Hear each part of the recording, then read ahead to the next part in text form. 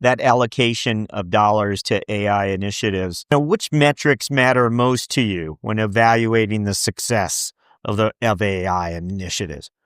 Yeah.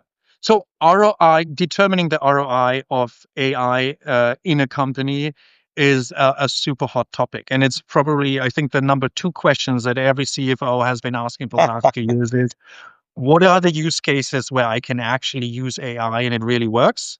And second, what's my ROI on it? And unfortunately, especially the answer to the second one has always been a slightly unsatisfactory one in many cases. So using ChatGPT for text-based applications in a company, I think it's okay to accept that this is the future, that there is a lot of productivity gains, that you will that's very hard to put specific numbers on your productivity gains. You can probably do it, but I think it's fine to accept. For me, it's fine to accept that there's a lot of value, and the cost, while it's not being cheap, it's I think it's a cost that can be assumed, or it's easy to assume that the productivity gains are simply there.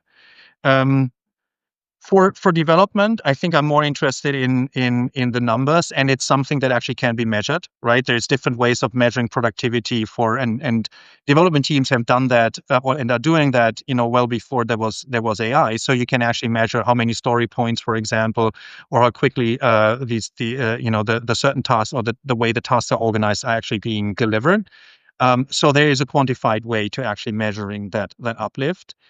And then for tools like MindBridge, and I come back to us because it has been a big part of what we needed to learn and work on with our customers, is also how do we actually measure ROI of your tool? Because, and that very much resonates with me. I'm the first one, to ask for clear ROI on tooling from my peers.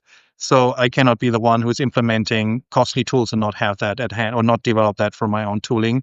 And so at MindBridge, this is very much, we've done a lot of work around value engineering and actually understanding how our tool impacts certain, we call them use cases, and what's the ROI on our use cases. And now we're actually at a point where we have built, we call it a Use Case Navigator, which is an easy way to approximate usually it's savings or top line impact that the deployment in a specific company can actually deliver.